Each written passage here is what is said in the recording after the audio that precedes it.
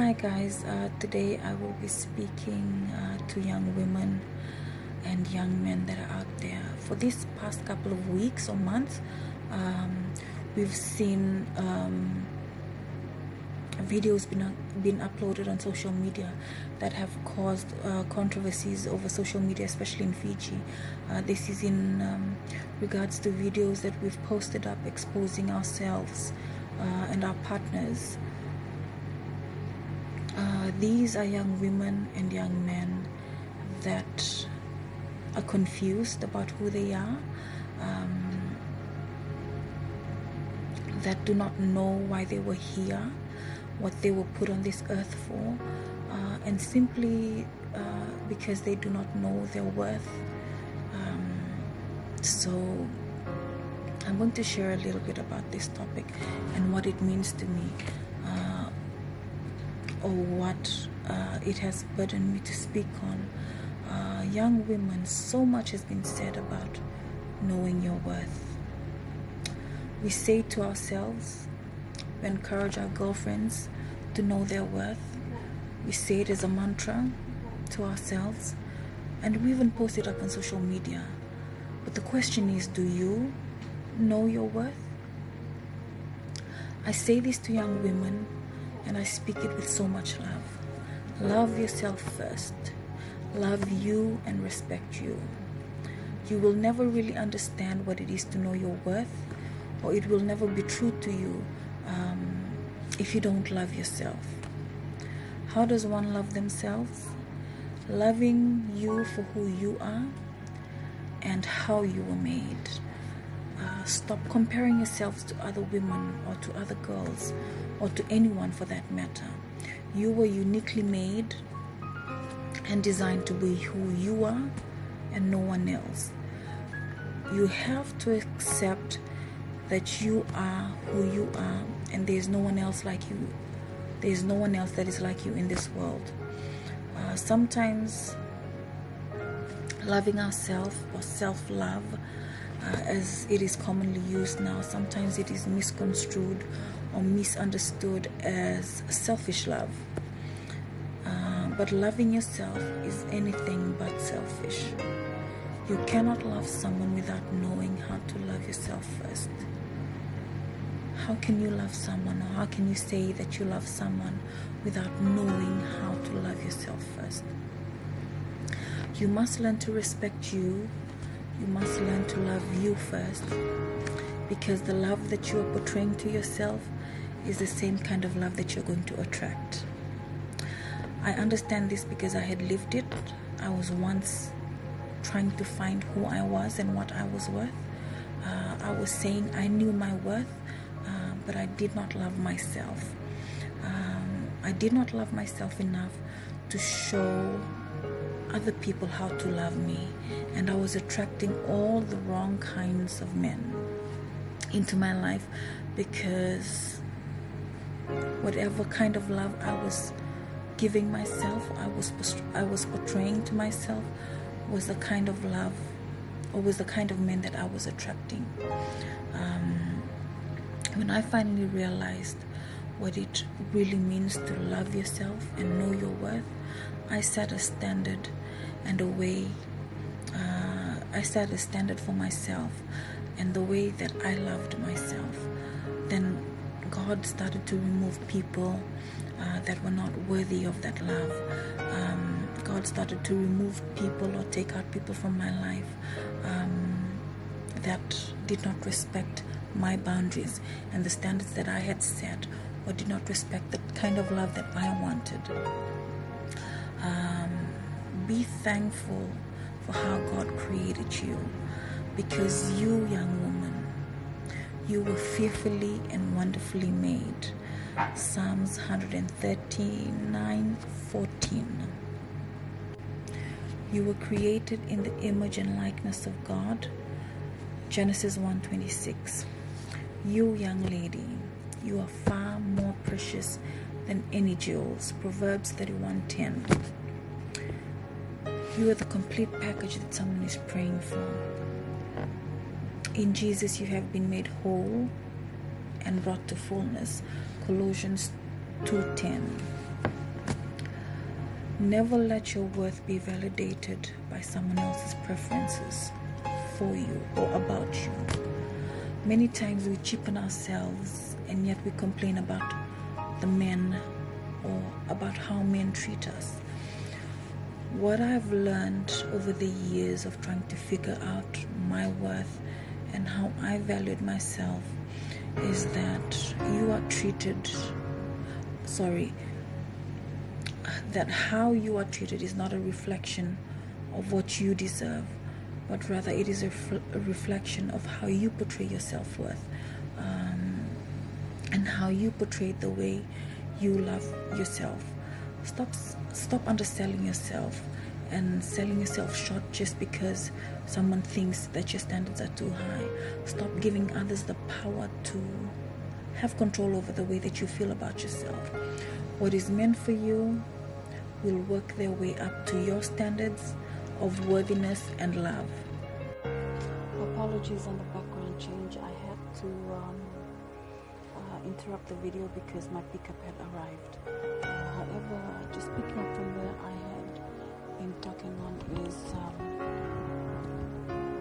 the people that are meant for you, they will love you in your perfect moments and in your flawed moments.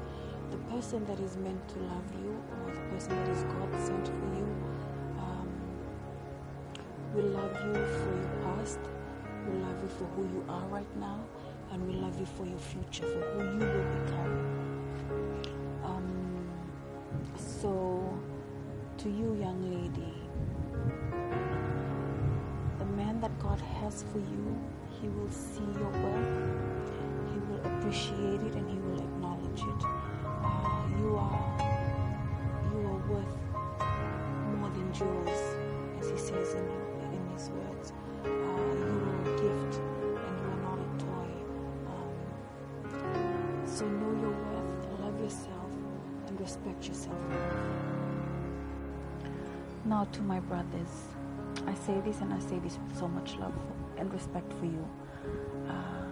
To you young men,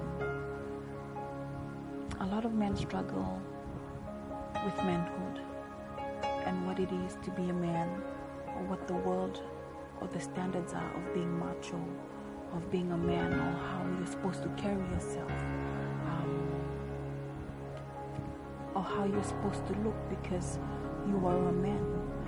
Dr. Edwin Lewis Cole, a writer and the founder of and the father of the Christian men's movement, wrote in his book titled The Real Man, or Real Man.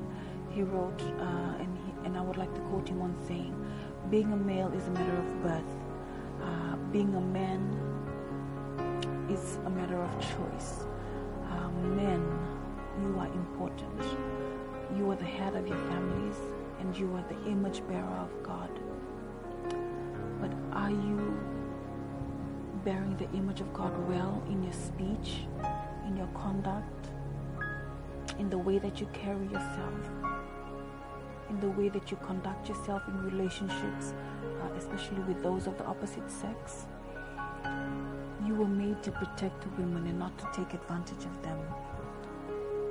1 Thessalonians 4:6, it says that no one should take advantage of and defraud his brother in this matter. By your words, by your conducts, by your actions, you paint a picture of future marriage with a woman, but you have no intentions of marrying her. Even if you did, you wouldn't be able to know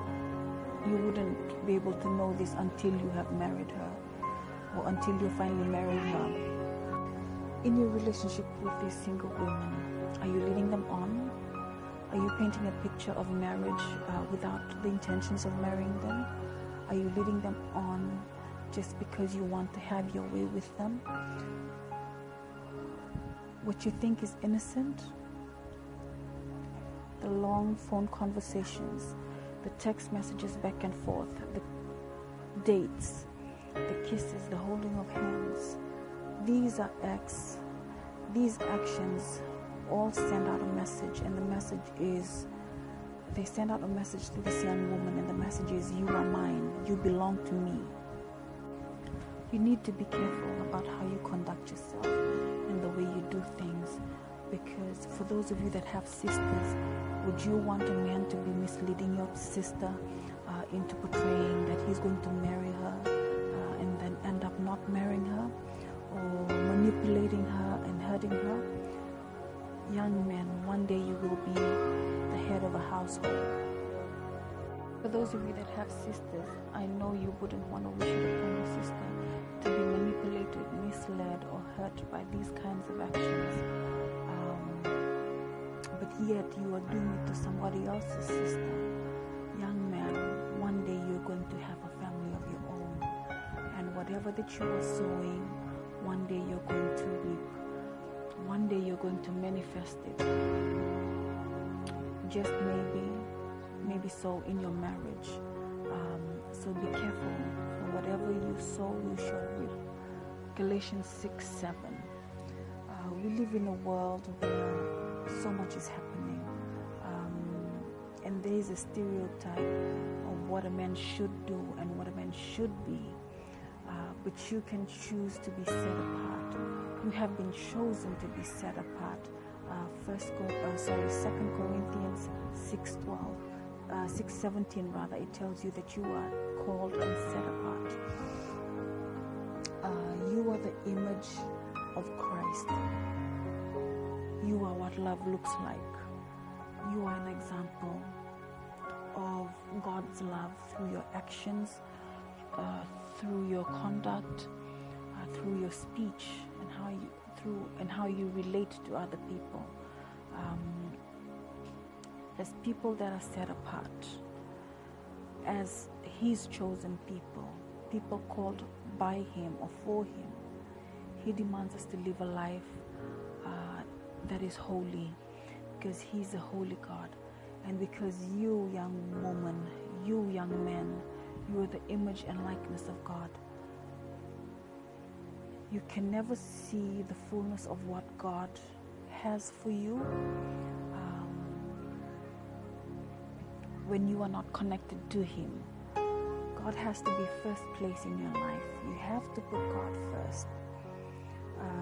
Being the best versions of ourselves comes with a choice not to conform to the standards of this world, a choice not to conform to what other people say about us. Romans 12:2 tells us not to conform to the patterns of this world.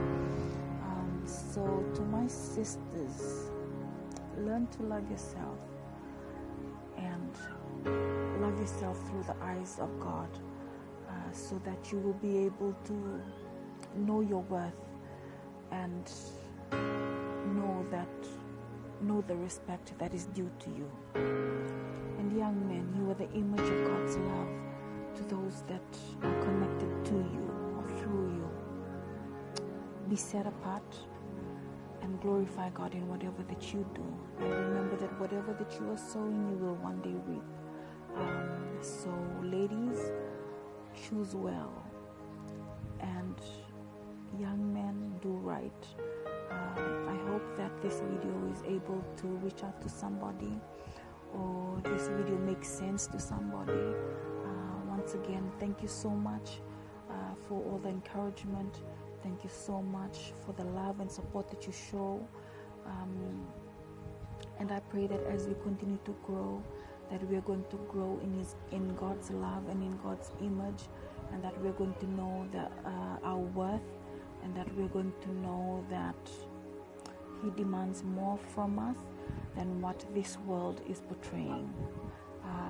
God bless, and see you next week.